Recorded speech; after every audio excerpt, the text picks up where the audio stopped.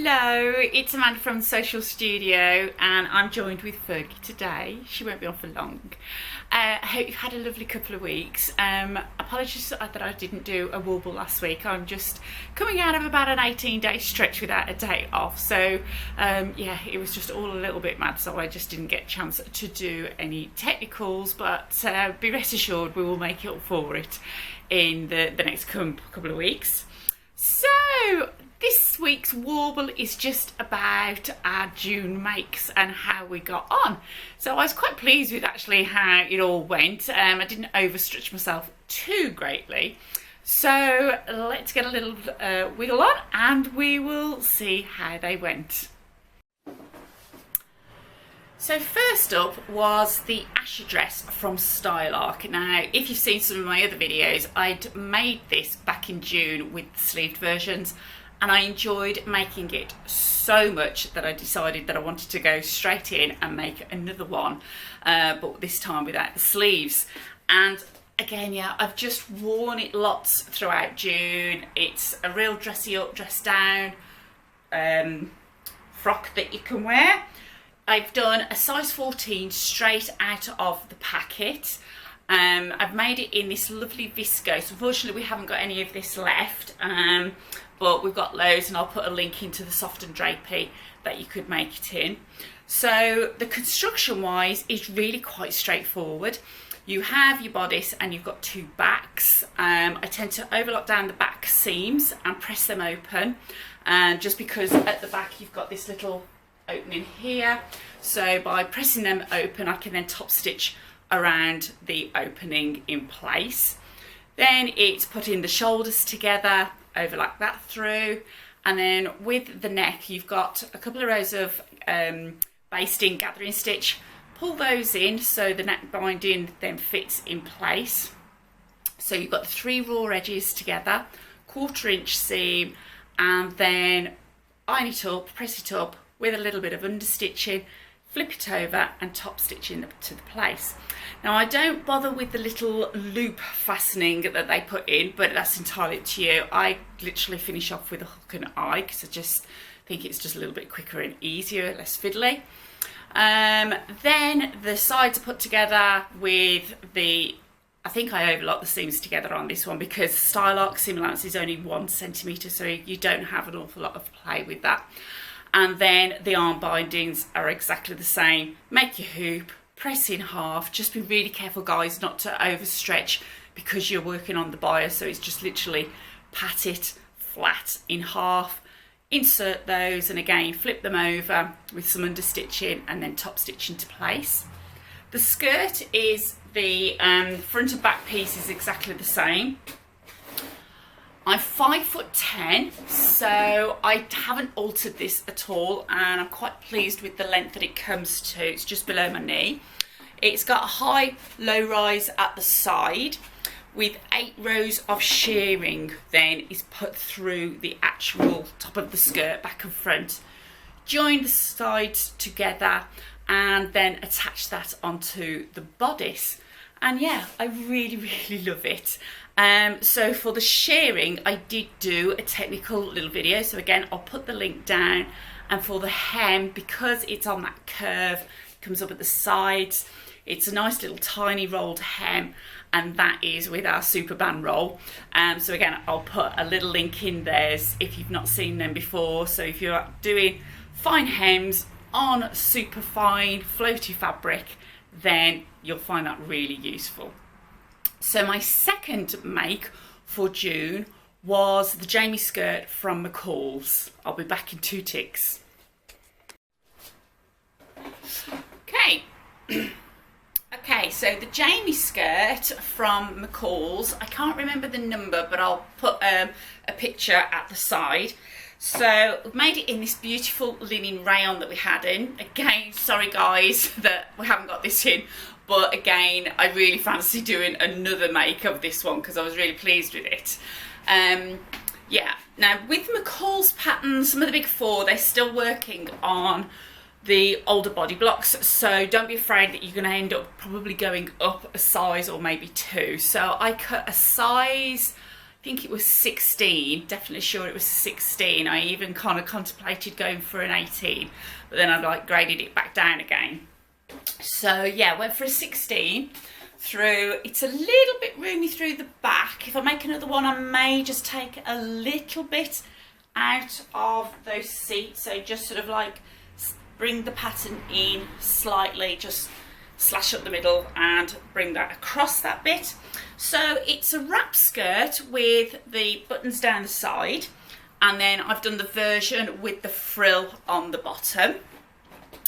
So modifications that I did with this skirt was that I ended up putting a concealed zipper through the left hand side, just because I'm carrying a little bit more weight than I usually do at the moment.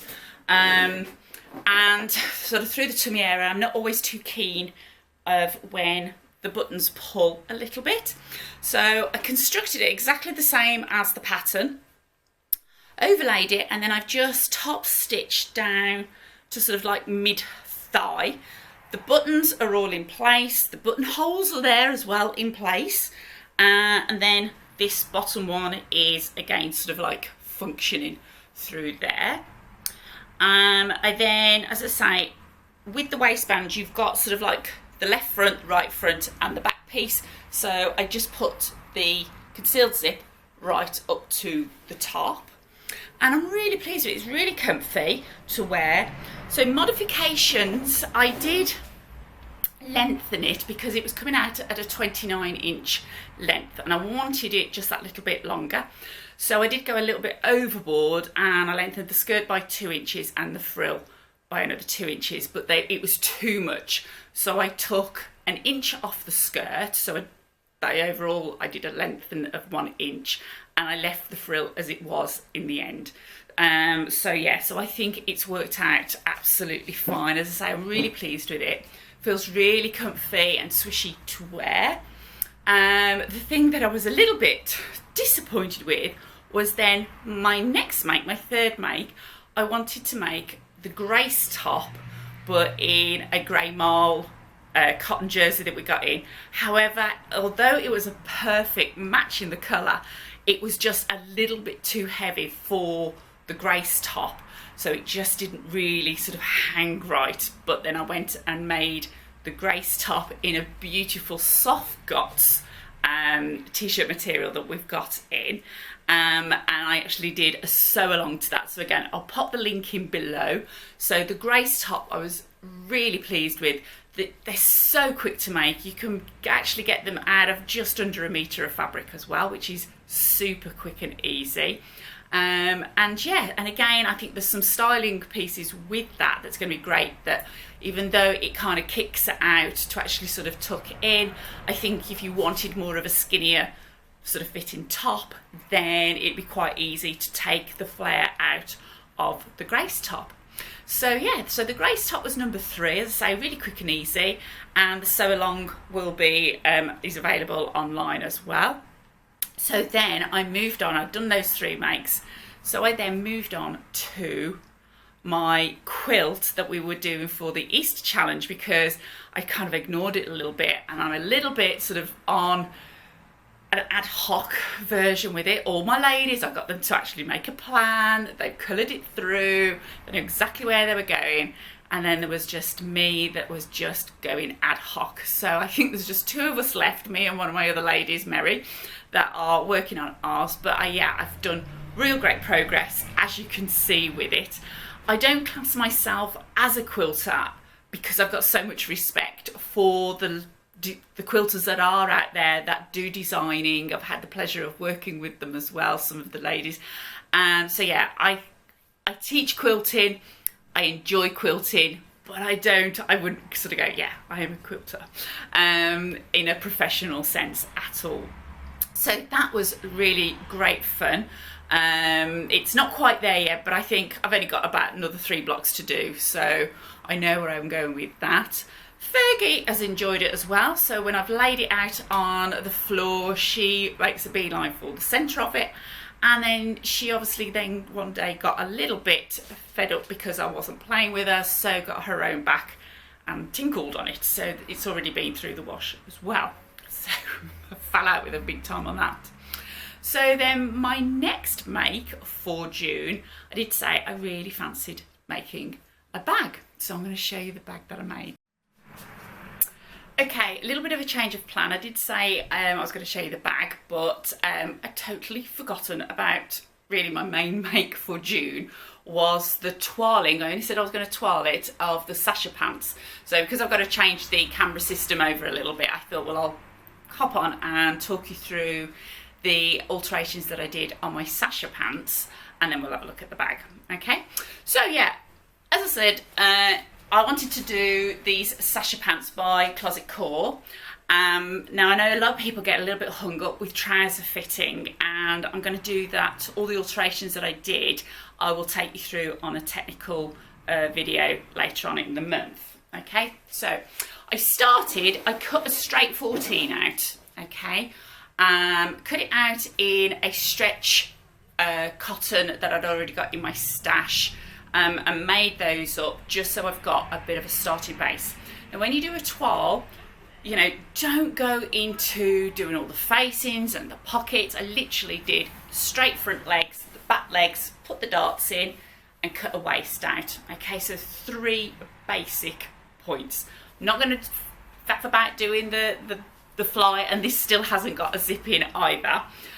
So it's just about getting the fit right to start with without putting too much effort into all the detailing.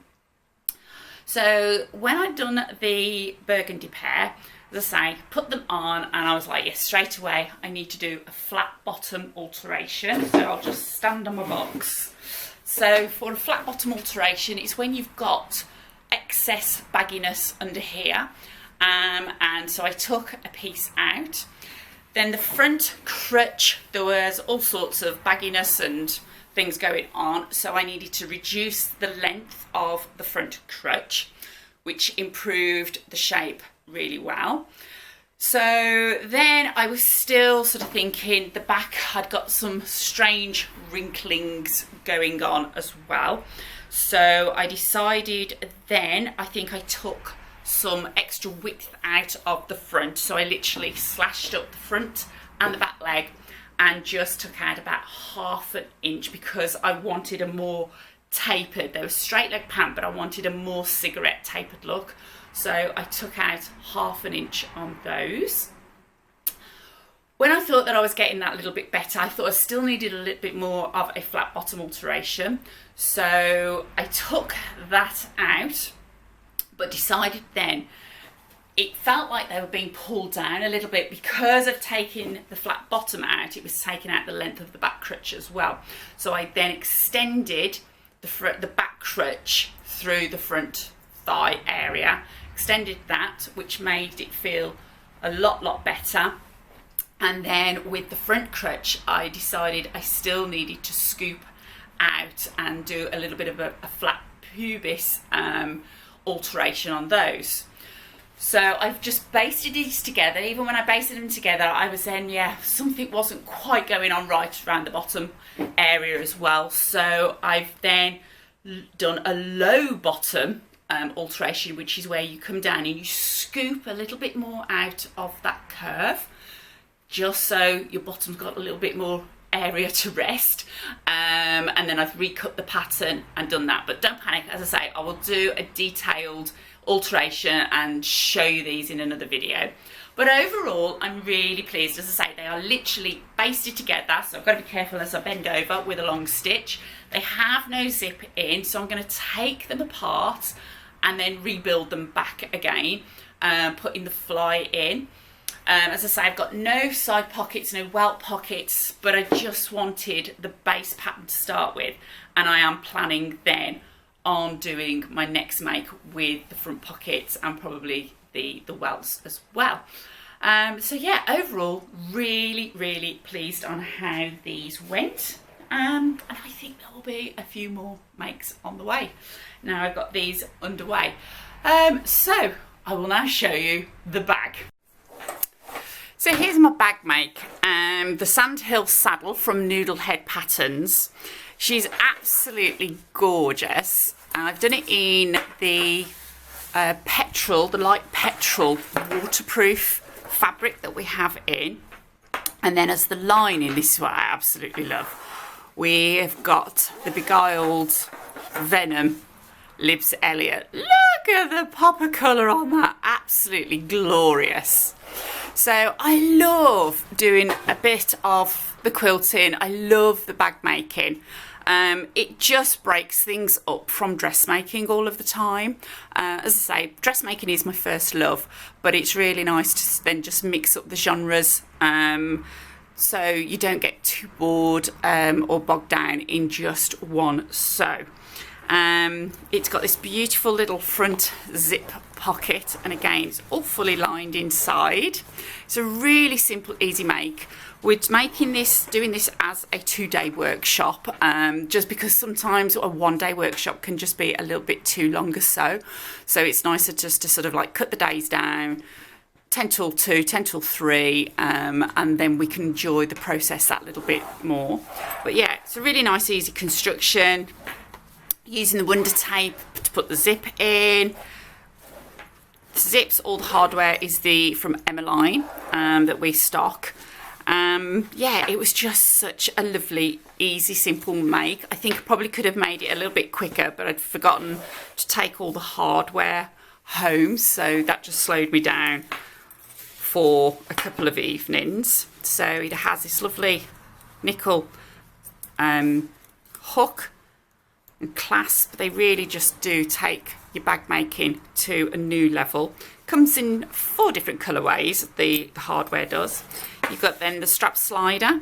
So then the idea, it really does hold quite a lot of goodies. You can get water bottle in there, you get your phone in as well. Yeah, you just get loads, all your keys, blah, blah, blah.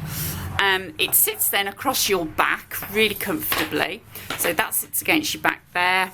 And yeah, it's just ideal for me when I'm walking with the dogs. If you're out sort of just having a little bit of out and about day, you don't really want to take too much with you. But as I say, it's really deceiving on how much you can actually get into this bag. So yeah, really highly recommend it. It was such a good, lovely make on that one. There we go, that's my June makes. I really hope you enjoyed and took a little bit of something from my makes, and have been inspired to have a little go at something. As I say, I'll put all the links below for other tutorials that I've done that I actually then put those techniques into my makes. And it's now just the very beginning of July, so I'm starting to plan my July makes. So have yourselves a really super week. Stay safe, be kind to yourself, and I'll see you very soon. Bye bye now.